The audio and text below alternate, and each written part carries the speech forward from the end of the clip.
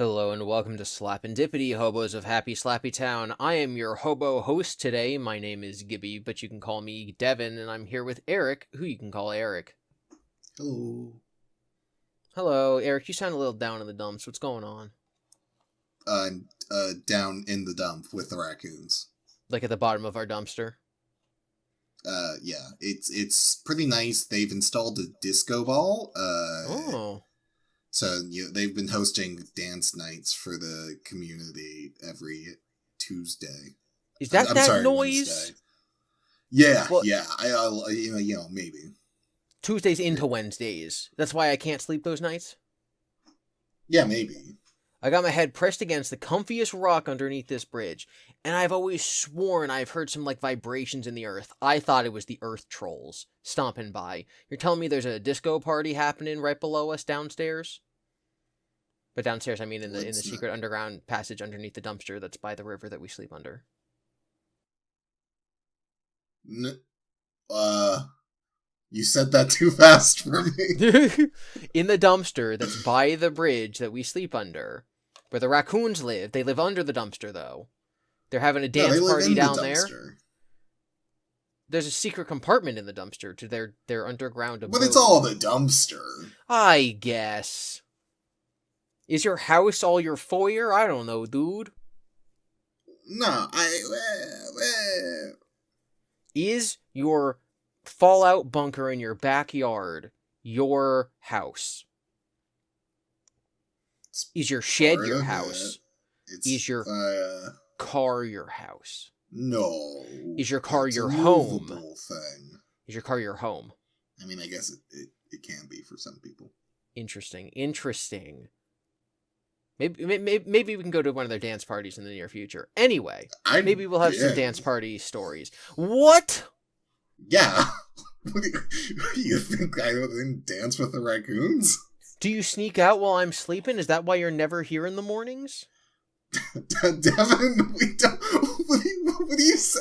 We don't sleep in the same bed or anything. We sleep in the same river bed. Oh my gosh. It extends several miles. There's. Don't give people bad idea. Listen, if I wanted to, fanfic ideas. I could be like, yo guys, I sleep in the same bed as all these mermaids. Now that's stretching the truth because the mermaids are sleeping in the mermaid den 2 miles downriver, but it's the same riverbed. Oh I guess I had 7 mermaids in my bed last night. Okay, but that's a technicality, you know. Okay. Again, I kind of feel like we might confuse people who start listening. I feel like and that's not telling the truth. I think you're creating a false reality of lying by. It's not omission. It's like obfuscation, I guess. What is it? Omission? Well, whatever. Of it's a riverbed, not a bed. But you said bed. You know what people think when they mean bed.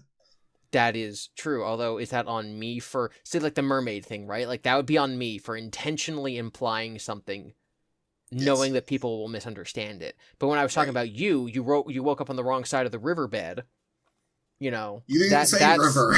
That's on them for not understanding. It's because we live here. I don't say, oh man, I better get out of my house home. You know, a lot of people might be like, oh yeah, I got to get out of my mobile home. But if you live in a normal house home, you're not going to say, oh, I get out of my house home with a structure, with a foundation home. You know, wood foundation home, 2 stories. No one says that because it's considered the norm. Okay.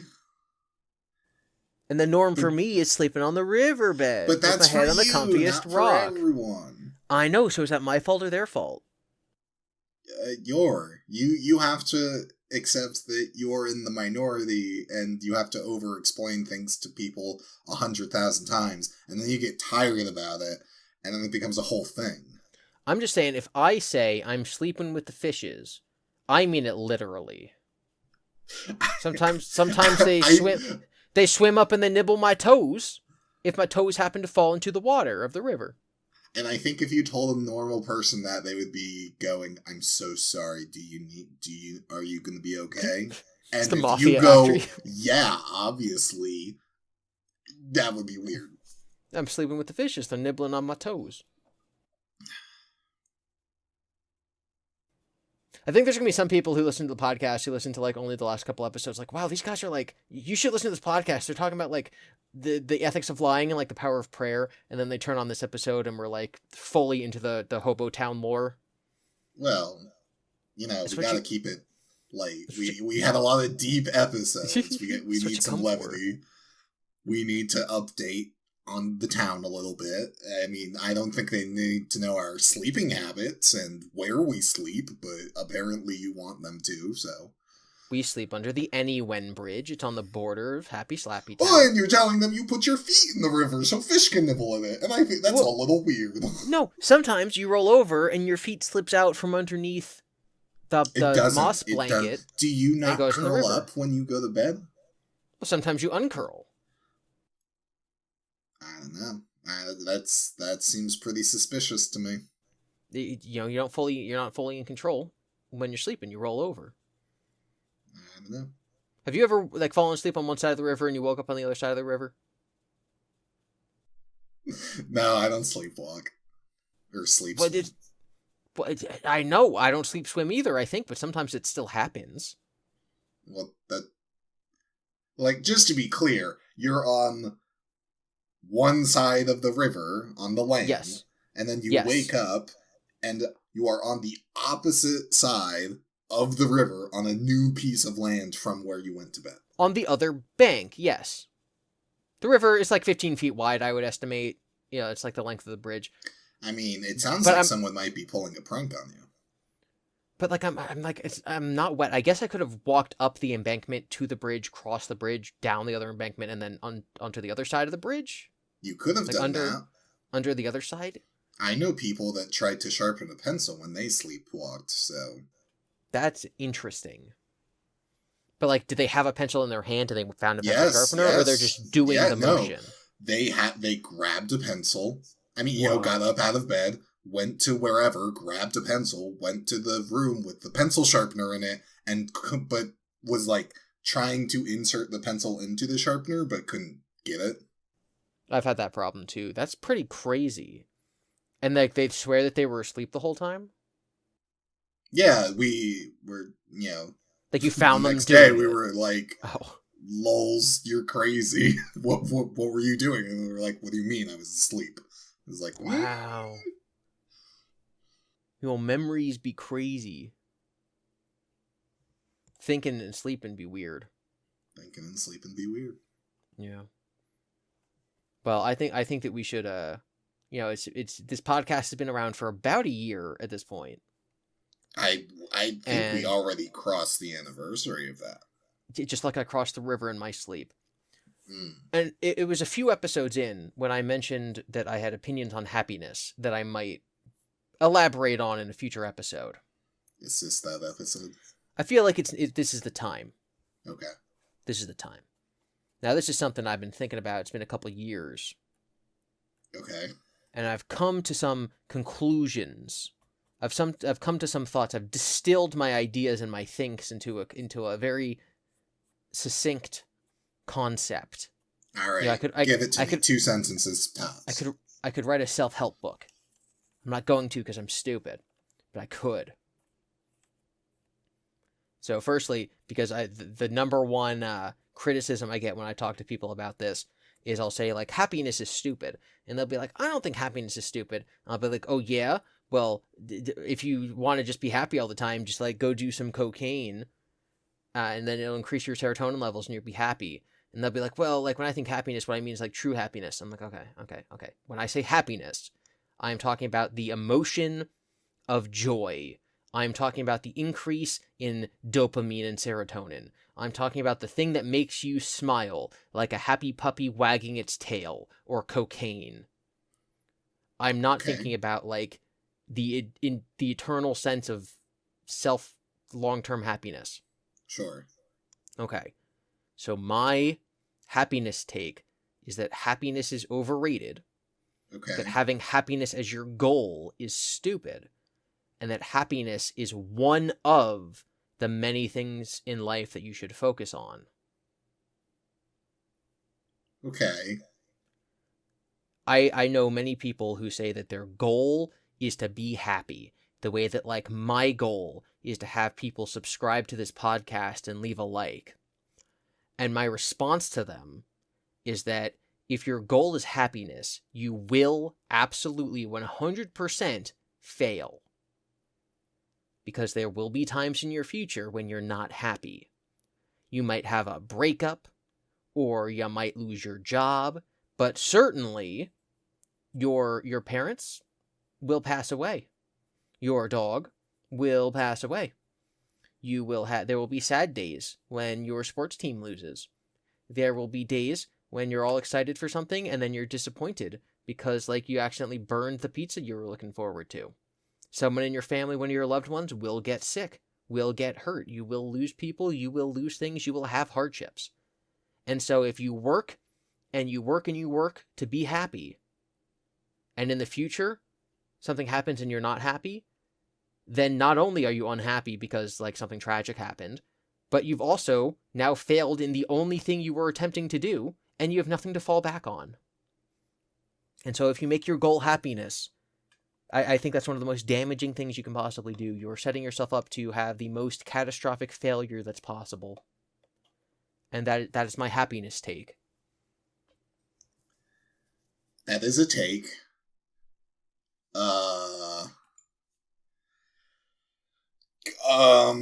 Okay. Okay. I have a feeling that you and everyone listening has the same gut reaction that all the people I talk to about this is, which is that they say, no, when I say my goal is happiness, I mean, like, eternal happiness, like true happiness, not the emotion of happiness. No. I get you there. You put up the disclaimer. I'm there. Mm-hmm. That I think a gray part, right? Mm-hmm. I think what I would imagine, right, when someone tells me their goal is happiness, my mind goes to a few things. That they've lived a life of hardship and that they have infrequently known happiness or want it to be more a part of their life or something. Mm-hmm. So when they say, like, oh, my goal is, like, to be happy, and you know, this is all my own mind doing the legwork, so I can be wrong, but it's like, I want to create my life so where that happiness is a normal thing or more regular.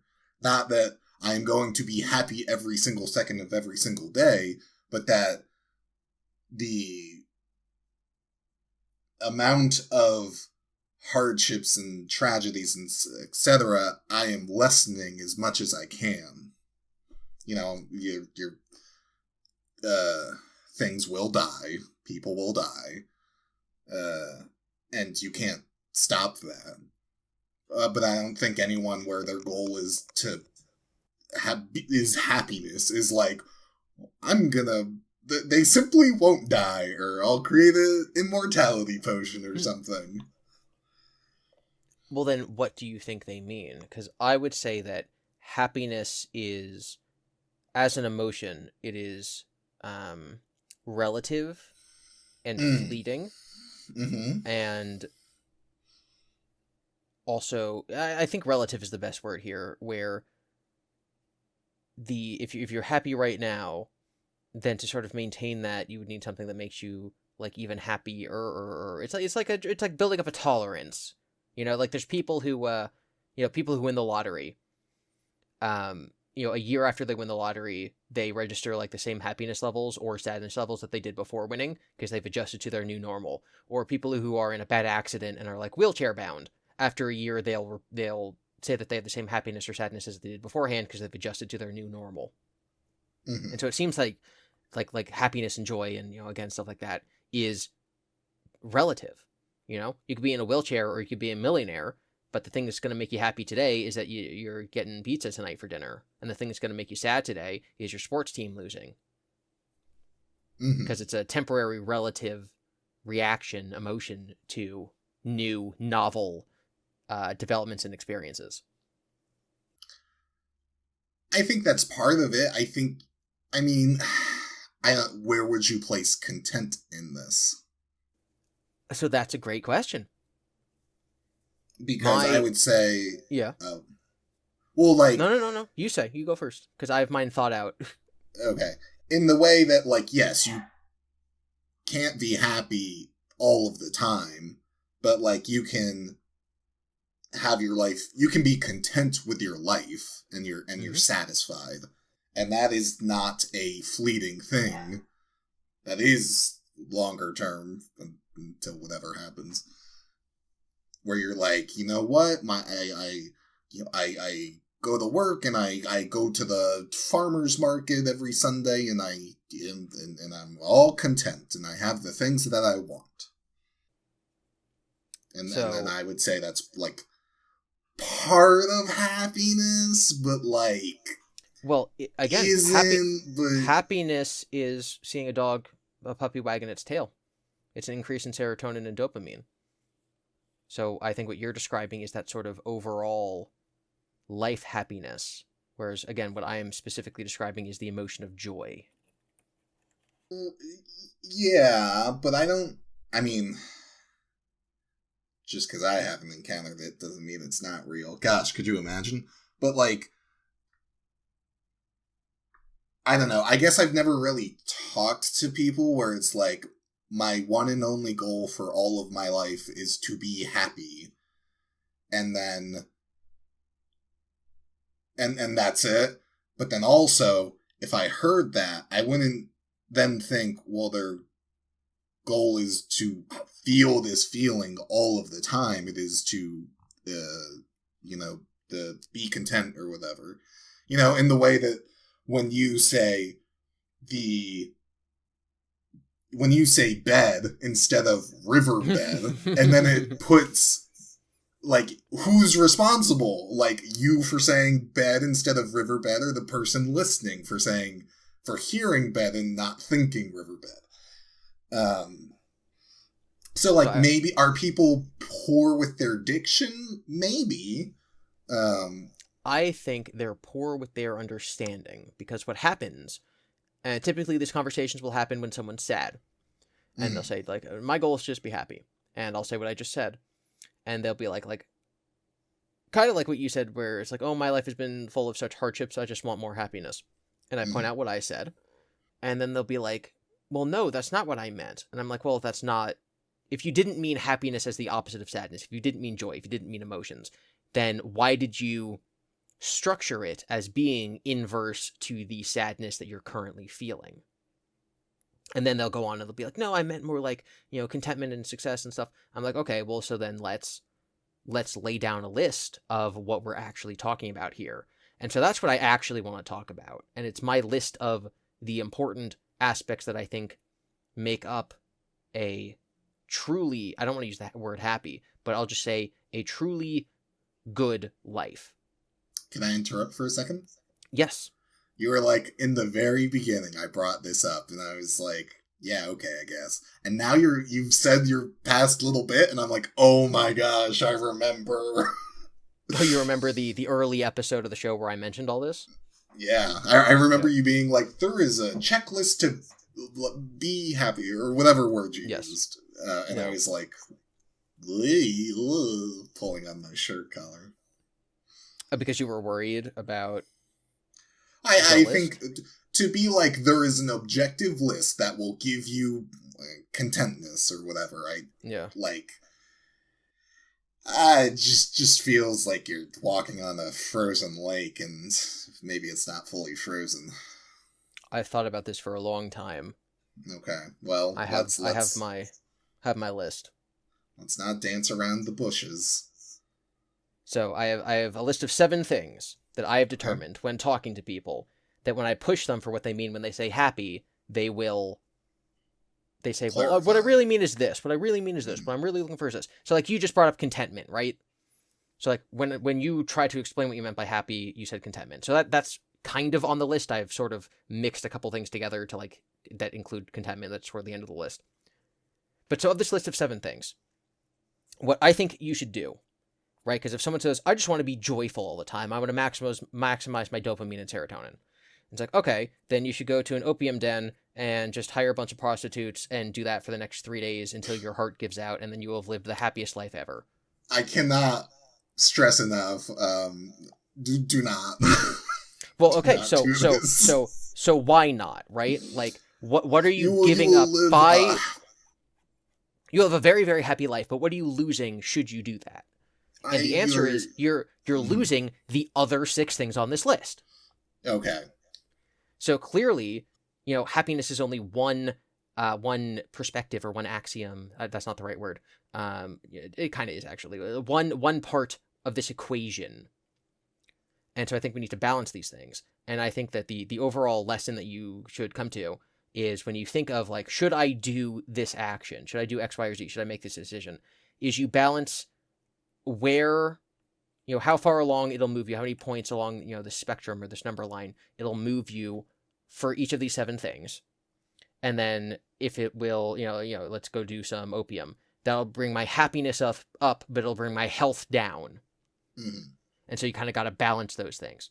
I think all of these things need to be in balance. And I think any decision you make should increase the overall score of each of these 7 things. And if it will increase the overall score, then you do it. Okay, so here are the 7 things. Number 1, happiness, which we've defined like 7 times now to mean joy, a release of dopamine, a release of serotonin, that stuff. You following? Yeah. Okay, 2 is health. I'm going to stop after each one, and we'll talk about like the definition of each if you have a question about like specifications or whatever. So this would be like why shouldn't I drink the alcohols and smoke the meths and the marijuanas because they make me happy? Well, it's because it'll affect your long-term health. Maybe it'll decrease your lung capacity. Maybe it'll make you not live as long. Maybe it'll make you more unable to use your good brain thinking to solve some complex problems because your ability to, rationally think has gone out the window. So that's trading health for happiness. Whereas other things like, oh man, I really hate exercising and I miss eating cake, but I got to eat these carrots to lose weight, that would be sacrificing happiness for health. Mm-hmm. Correct? Yeah. Sure. All right, so you agree that these are things that are both important, and that sometimes you have to sacrifice one for the other. Yeah, I want to hear the list. I'm not saying anything until I get the full list. I'm stopping after each one, and we're going to talk about each one until I get to the end. Sure, but I'm not. We can talk about them, but I'm not going to answer any questions. Okay, number 3 is safety. Sure. You could also put security in here, or you could put like self-reliant, self-dependent on here. So this would be like, oh, I could be super fit, physically fit, and very happy with like what's going on, with my dopamine and whatever. But if you don't, like, you're not living in like a safe environment, or your job is like dangerous, or you don't whatever. wear your seatbelt. You don't wear your seatbelt, or like you live in a dangerous area and you don't know like self-defense things. You don't have security, or even something like financial security, right?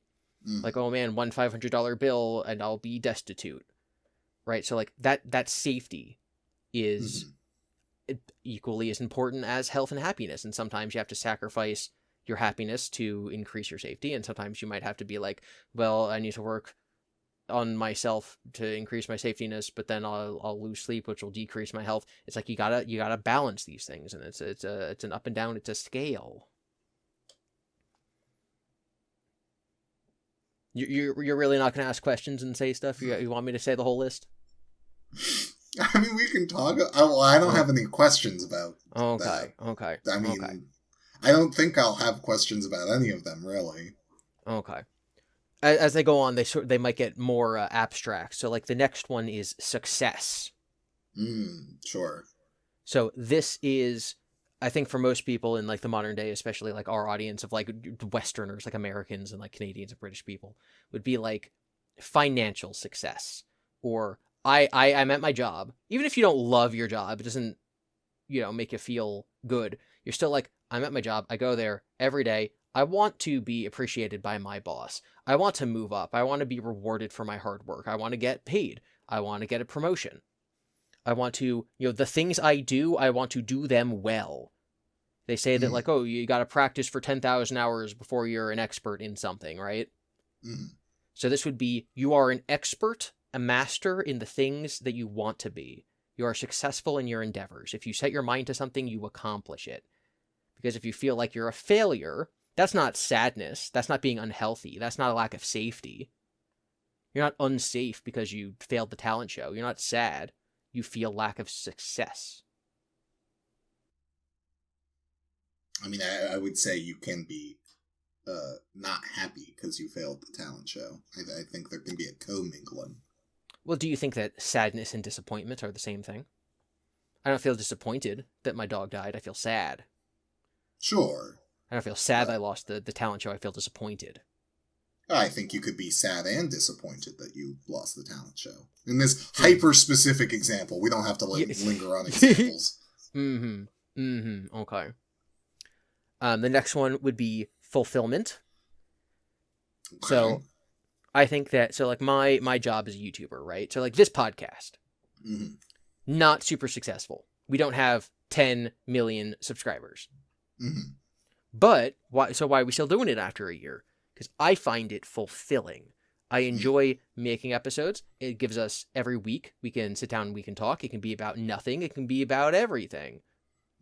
And we make the episode, and you edit the episode, and we upload it, and a couple people watch, and some people send in questions, and we answer them. And it is something I enjoy doing. It does technically give us a small amount of monetary, effort, I guess. Gain. But it's fulfilling. My job as a YouTuber is extremely fulfilling. That would be the number one thing that I have found in my few months after leaving my movie theater job and being a YouTuber, is I love what I do. I love making videos. I love writing my novel. I am so fulfilled in what I'm doing. When people leave me comments that are like, someone said a comment like, I've understood more about poetry analysis from this one video than I did in all of high school. I'm like, that's the greatest thing I've ever been told. Someone said like, this bro missed his calling as a high school English teacher. And I'm like, actually, I'm choosing to do this over being a high school English teacher. Like, oh my God, it's just, it's so good. And I'm not even like enjoying like, that's not the success, right? I'm not like, oh man, the crowd loves me. It is increasing my ego. Or, this is successful. I'm getting the result I want, and, I'm making money and getting views. No, it's fulfilling because it's what I want. There's other areas of my life where I'm not as fulfilled. I am 29 and a half, so I'm approaching my 30th birthday, and I want a wife, and I want children, and I feel very unfulfilled not having those. It was actually around my 29th birthday back in, like, December, January of last year that I was like, wow, I kind of really, really wish that I had, like, a 3-year-old child right now, and I feel this emptiness inside me where I'm like, it's really upsetting me that I don't have a child. And so I kind of like just really want that to happen. And so I need to like now just do the steps to make that happen. And I am, it's not sad, but it's a lack of that fulfillment. And so I do feel like, again, it's different than sad. It's different than success. It's different than health and safety. It's its own thing, and it is fulfillment. It's this great rushing in my chest that when I was working at the movie theater, I literally went years of my life without feeling this, and now that I'm feeling it, it is washing over me almost like a euphoria, almost like a happiness. I'm like, wow, this is incredible.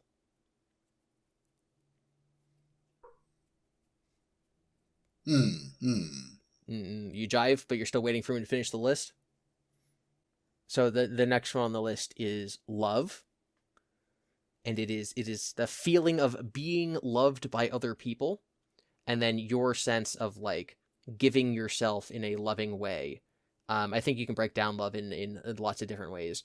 But I think that the main three would be like love for mankind in general, like the love you have for your fellow man, the love that you have for like the specific people in your life that you love, and then romantic love. So like your partner is romantic love, your best friend and your brother and your children and your boss and your mailman, that's the love you have for other people. And then your love for humanity is something like, the pain that you feel when there's a natural disaster and you're like, oh no, that is bad. Or the love that you feel when, like, oh my god, we landed on the asteroid. Stuff like that. So I think that feeling of you are expressing yourself with love to others and you are feeling other people's love in return. I think that's important. Because I think all these other things, happy, health, safe, success, fulfillment, etc., you can almost have in a vacuum. Like if you didn't live in a culture or a society, if you're just on your own, you could do those things. You could increase your dopamine. You could be perfectly healthy. You could be perfectly safe if you're living in a padded cell. You could be successful in the things that you're attempting to do, like hunting a woolly mammoth. You could be fulfilled in the life you're living out in the woods. But if you're not feeling love, then you're missing something important. So I think that this is why, like, again, you could have all those other things if you're living in a cabin in the woods, but you can't have love if you're alone. And so I think that that's equally important. And then the last one is I have, and this is sort of the most complex one, but it's the feeling of being at peace, which also contains contentment. It is like the enlightenment, the knowledge that you come to when you realize that, like, life and the world and yourself are constantly in turmoil, and you have the choice to simply not care, but not care in an apathetic way. Instead, it's not care in a peaceful way. The leaf that flows down the river with all of its bends and its rapids and its currents and its whatevers, the leaf that bends with the river is the leaf that continues down. So that would be the contentment and the at peaceness with the bad things in the world. Okay. It's not happiness, it's just peace. Inner peace. Right. Okay, so that's the 7 things. Happy, healthy, safety, successfulness, fulfillment, love, and at peace. Okay. And I think that those things all need to be in balance, and I think the decisions you make in life should increase the greatest number of those things while decreasing the fewer number of those things. So going to the opium den with the strippers will increase the happiness, decrease the health, decrease the safety, decrease the success, and then not affect the other ones. But then never allowing yourself to eat a carb because you're trying to lose weight will increase the health and might increase the success and the fulfillment, but will decrease the happiness, to such an extent that it may, like, override those things. Although maybe it won't, because, like, you don't care that much, or etc. It's all personal, it's all whatever. So you gotta balance these things, and you gotta increase these things over time as a trend. And that's my philosophy. Is the number ranking relevant to their position, or is it no bullet points essentially? Yeah, bullet points. None of these are more important than the others. That's the point. Okay, just making sure, clarifying. Yeah, because, like, you could say, like, oh, well, what's the point of any of them if you're not, healthy and safe, because you die. Right. Like, okay, well, what's the point of being alive if you're not, you're not feeling love and happiness? Sure. I mean, yeah, I'd say that's an overall good list. I have my own reservations about telling people how to live their life because what do I know? But I think as a general, someone struggling, it'd be or someone just wanting to, like, figure out, how do I don't know, maybe their brain works better with this system, or whatever. Yeah, I think it's fine. So it kind of comes down to something we were talking a few episodes ago when we said, you do you. Sure. You just said, like, oh, I don't know how I feel about telling people how to live their lives. Sure. But it's like you have 29 years of experience at life. Sure. Why would you not want to? Well, if they tell people your opinion on life, asked, this is a sure. podcast in which you're one of the hosts, and it is literally your job. I don't know about all things. That. This is a fever dream. we're just two hobos underneath the Anywen bridge, and our words are sent out on this weird internet thing. Yeah. But I'm not saying you should go to strangers and say this stuff. But this is the list I consult when I consider my own life or when people ask me for advice. And again, we're on a podcast where we talk about this kind of thing, so I do want to hear your feedback, and I do think that sure. you should be saying your equivalent to something like this. Sure. I just want to give I don't know, disclaimer. I don't know. I'm just not as confident in what I would say to people to be like, this is how you should live. But no, I'll still give feedback and stuff. To which I don't know that I really have any, annoyingly, for a podcast. Mm-hmm. Like, I think that is a pretty well thought out list. I don't disagree with any of them. And like there is a certain, like, you know, the balancing act of, you know, having cake will increase your happiness and maybe fulfillment, I guess, whatever. But like happiness at least, and then like but it's not as healthy, and it's, you know, and then if you're diabetic or something, it might not be safe. I think one of the things I think I would just keep it as like in the back of my mind. One of the things that I don't care for is like, well, I have this list, so I now have to do a bunch of math equations about making choices because I need to make sure it all fits in this certain way. And it's like, no, you should also just live. Like, it's important to, like, right? And it depends on the size of the decision and what you're trying to do and achieve. But if you're like, do I eat food because...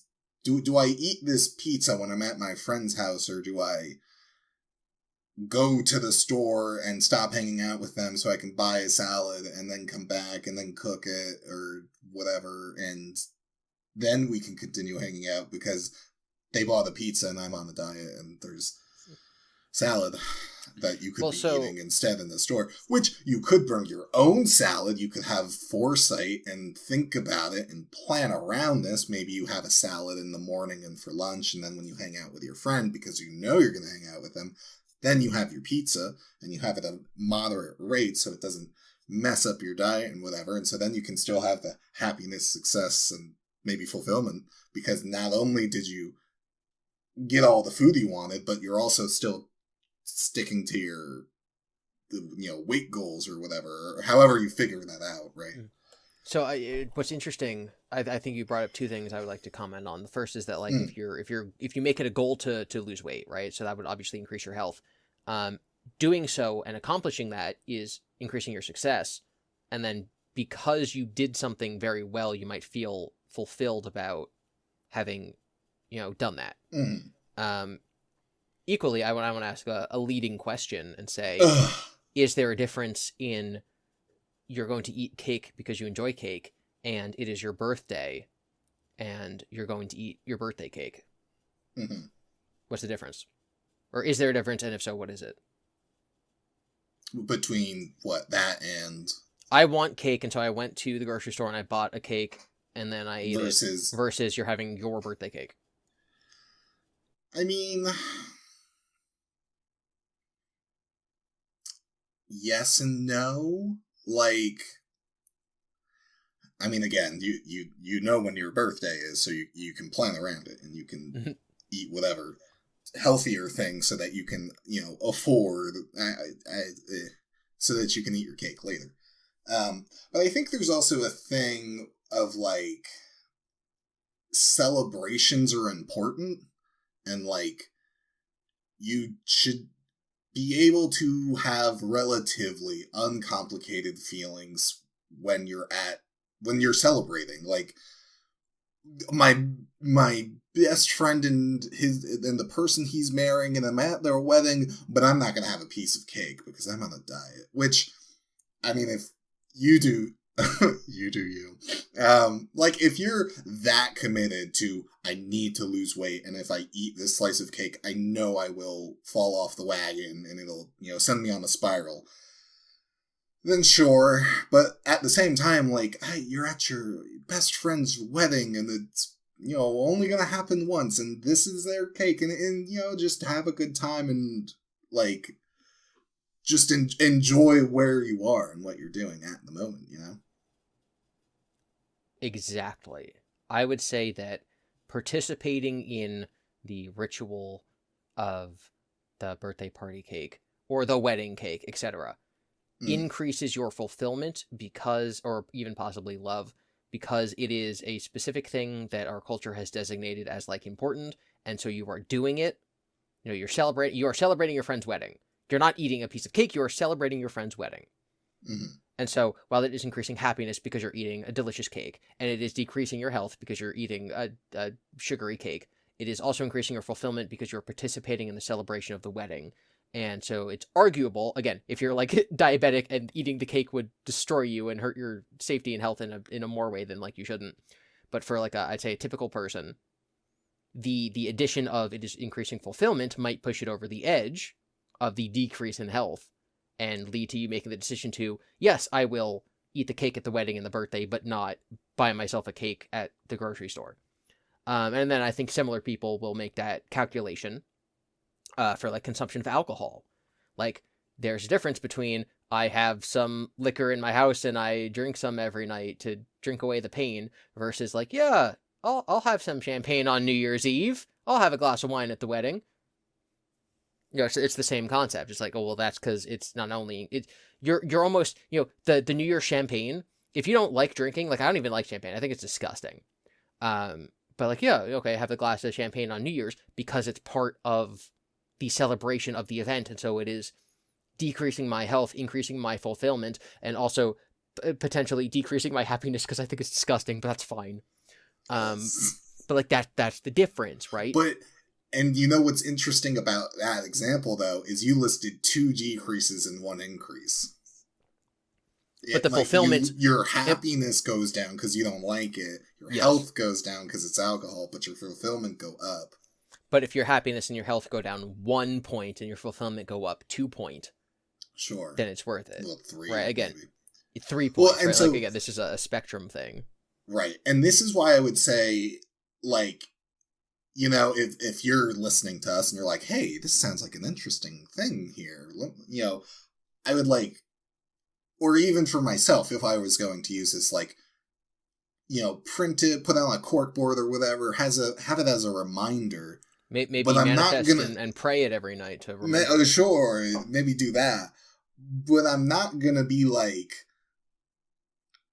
doing robot math calculations on do I make X decision or not with it, which is mostly just a me thing. There's nothing wrong with, taking the time and math to figure this out, I guess, if that's how you think or something, or that's the steps you want to take. But to me, it's just kind of like I don't know, something about it just kind of is like, artificial, or it's like too calculating. Well, I don't know, something about, like, I don't disagree, but also something about it bugs me. So let me ask you another leading question. And when I say leading question, what I mean is I'm asking the question assuming your answer, and then I'm fairly confident in what your answer is going to be. Sometimes you surprise me. So let me ask you a leading question. For the year 2025, I know you made your bingo card and like you have a lot of things you're planning on doing this year. Right. What is, you think, the number one most important thing that you're going to do calendar year 2025? Oh, goodness. I don't know. That's right. Go to Japan. Okay, sure. For literally over a month. Over 1/12 of the year, you will be in Japan. Uh-huh. All right. So this plan we made, the Japan trip. Is going to Japan going to increase our happiness? Yes. Yes. Will it increase our health? Question mark? Maybe. So I'm going to say yes, because I think that leaving Happy Slappy Town and going to big city and small town and, doing this grand thing will increase mental health. Obviously, we're probably going to end up like eating a lot of bad food and like, maybe like partaking in some alcohol, drinking, you're trying out their local sakes, or whatever. Stuff like that. Eating a lot of like, oh, let's try this. Oh my God, I can't believe we just ate all that. Right? Let's try that might go down. But the overall increase of our outlook on life, and our mental health might go up from this excursion. Sure. Yeah. Safety.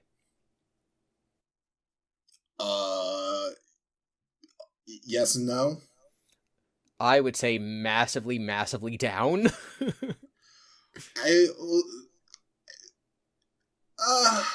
Compared to our daily lives, I would say that this is extraordinarily unsafe. But it's not like we're going to we don't know the language, or at least not to any meaningful capacity. We will be in places we don't know, etc. But we're also going to a civilized country, first world country. But it is also just because it's a new thing and it's not being at your home or being, in your town, going to the gym or whatever. Sure. Yeah. We aren't, forget the fact that we'll be on the other side of the planet in a country where we don't speak the language, but we're also not city people. So even just being in Tokyo, it's we don't really know cities. Being in hotels, we don't living out of backpacks, in hotels and stuff. We don't really have a lot of experience doing that, and so that's also a thing.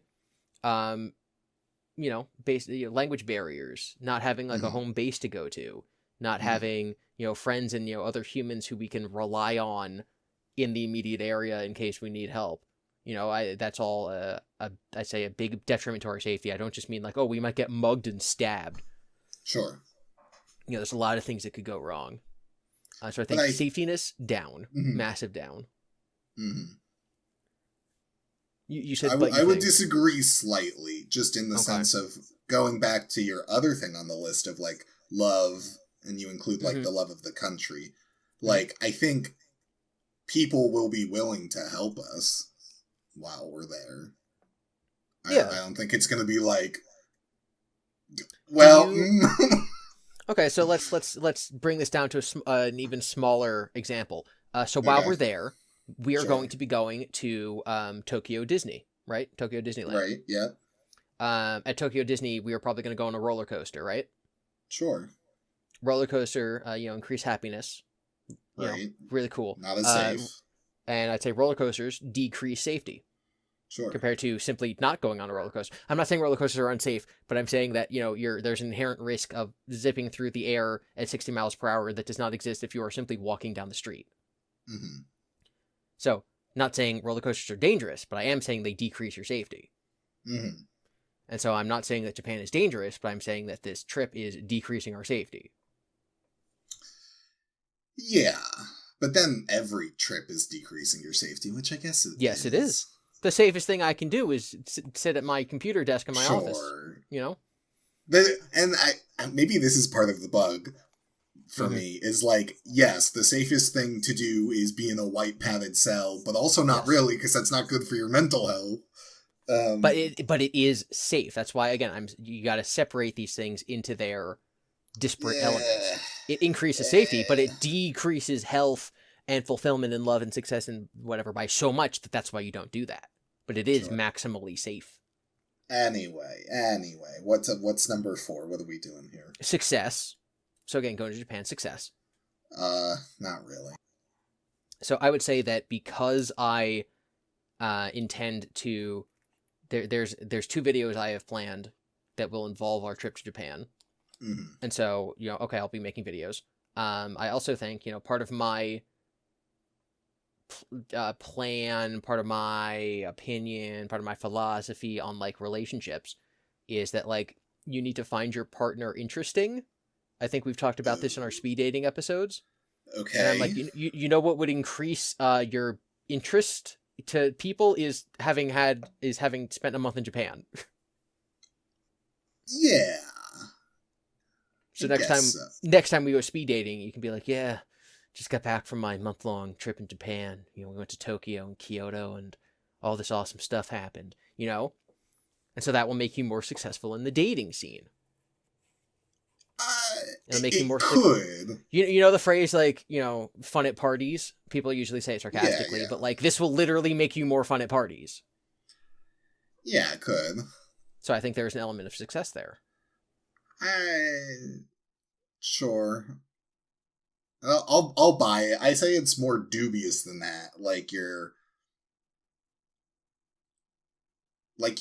assuming it will be more successful, but there is a chance, you know, you go on the date and the girl is like, ugh, another person that went to Japan. You're so boring.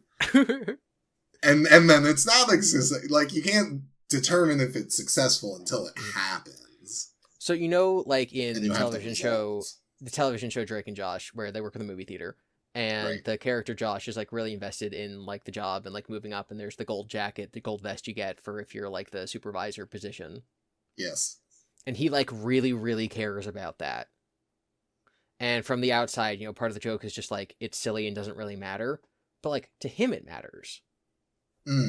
So that increases his success. Even if to us we're just like, okay, or a normal person, or even. But is that not fulfillment? No, that's success. But only he cares about it. But you're saying because he cares about it, he does a better job. But then he never gets it. But to get it would be success. It is his goal that he is striving for. It doesn't matter that on like you know, to other people it's not as like as impressive or whatever. You know, like what is the maximum level of success? Probably like being elected president. And, you know, getting this movie theater promotion is probably less important. But if to you it's what matters, I know a lot of people, myself included, who don't want to be president unless it's not a marker of failure to not be elected president. But you know, when I became manager at the movie theater, I pulled a Dwight Schrute from The Office when he became manager, and I was like, oh yeah, manager, I have done the thing I wanted. This is amazing. You know, that's a success for me, even if to a lot of other people it doesn't matter. Yeah, no, I get that success looks different for different people. I guess I just missed something in the thingy. Going to Japan increases your success in wanting to be interesting. Assuming you want to be interesting. I just kind of think that most people do. Someone's like, no, I would like to be boring, actually. Please and thank you. Fulfillment. Okay. We'll go to Japan to be fulfilling. Yes. Big exactly. Ups. I agree. Stonk. Fulfillment stonks? You keep an eye on them. Yep. And I think it's one of the reasons why we spent so much time planning out the trip. One of the things I kept saying was like, you know, for me, this is probably the only time I'll go. Maybe, obviously, I'd be open to going again, but I'm like, I need to do all of the things that I would want to do so that I don't look back with, like, regret, like, oh man, I'm so sad that I was in Japan, but I never did this. I was in Japan, but I never did that. You plan to go more times, so it's less, quote unquote, important for you. But yeah, like the fulfillment, oh my god, for me, it's like I see the big cities, I see the Tokyo Tower, I'll see Mount Fuji. I've only left the country once, and it was to go across the border into Canada. So like, oh my god, seeing the world, going to all these important places, it's going to be so fulfilling. My soul is going to be so full of fulfillment. It's going to be filled with fullness. Wow. Huge big boost, yes. Okay. You agree? Oh, yeah. I mean, why you ask? Big agree. Exactly. Don't even have to ask. All right. I said love. Watch the stonks. Love. Yeah, love. Question mark. I would say yes, because by visiting a foreign culture and meeting lots of people, it would increase the like love of your fellow man thing. You'd be like, wow, this is how, you know, other people live. I understand and can connect with them better now. Mm-hmm. And so I do think that increases that. And then at, you know, inner peace and contentment. For me, I think it's neutral. Interesting. You don't think it would go up? I don't think it would affect it at all. So to me, right, because you get this like love from your, you know, humanity connecting with strangers and stuff like that, that would increase your like inner peace because you're like understanding more of the world. But yeah, but that's love. But that's also inner peace. The love can help you get to the inner peace. I would say that would fall under the love category or the fulfillment category. The peace is more how you approach situations. And you don't think love can alter the way you approach situations? It can, but I think that when I say inner peace or being at peace or contentment, it's more of an understanding that if things don't change, you wouldn't mind. Yeah. It's coming to terms with the way that things are, right? Like if there's a tragedy in your life, right? It's like you never need to be okay with what happened, and you can be sad, but you can accept it. You can move past. We talked about trauma in one of these recent episodes. You can accept that things have changed and will never be the same, and not let that bother you. I think once you get over the flashbacks to the moment, the trying to understand, why did this happen? How could this happen? Who am I now anymore? That is the inner peace. Well, yeah. To me, it's just like having more love and understanding of it, etc., would then just factor into that greater understanding of inner peace and obtaining that. It could. But because obviously happiness, will increase your mental health, right? So like these aren't fully separated. But yes, I can see that. But same thing for contentness. Like you'll have gone to Japan, you can be content. It's a thing to cross off the bucket list, and you can go, ah. Yes, yeah, it is a more long-term thing. Like the fulfillment is more like right now in the moment I feel fulfilled, whereas the contentment is like, I'm not thinking about that anymore, not worrying about that anymore. It's crossed off the list. Right. Yeah. But like by doing this in the long term, you look back and you're like, wow, I'm glad I went to Japan. Yeah. So this decision that we made, this plan we came up with, which was also difficult. Obviously, it's costing us a lot of time and energy and money, which also, we're spending a lot of money. That's going to decrease our safety. Taking a lot of time and energy, that's going to decrease. It's stressful planning this stuff. Yeah. Buying the airline tickets decreased our happiness momentarily. But obviously, everything else is going up by so much. It's increasing. Obviously, it's a good decision. Glad we're doing this. Even if it turns out, let's say we go over there and we get really, really sick, or we go there and oh my god, I step off the plane in Tokyo, break my leg. It was still a good decision. Lols. I wouldn't have been like, oh man, now that this thing, the risk I knew was there has happened, I retroactively think it was a bad decision. Like, no, it was a good decision. It just had a bad outcome, I think one of the I was going to kind of change topics, so you go. Well, just in the same vein, like since we brought it up, the stress of the planning, the financial who's a what's it's, like this is a good decision because we are also able to afford these things, like the sacrifice of the energy, time, and money is worth it. We're not like going into crippling debt because we have made this decision based off of, well, I would be happier and more fulfilled and success. And, I guess in that sense, the financial safety would just be so outweighed. When you're planning this, you would be like, maybe not. But I'm just saying for transparencies. Yes. I think there is I was going to say, like, the hardest thing, and me and you are going to disagree with this, which is why I did the Japan thing first. I think the hardest thing that a human being could possibly do is have a child. And I think basically everyone would agree with that. Yeah.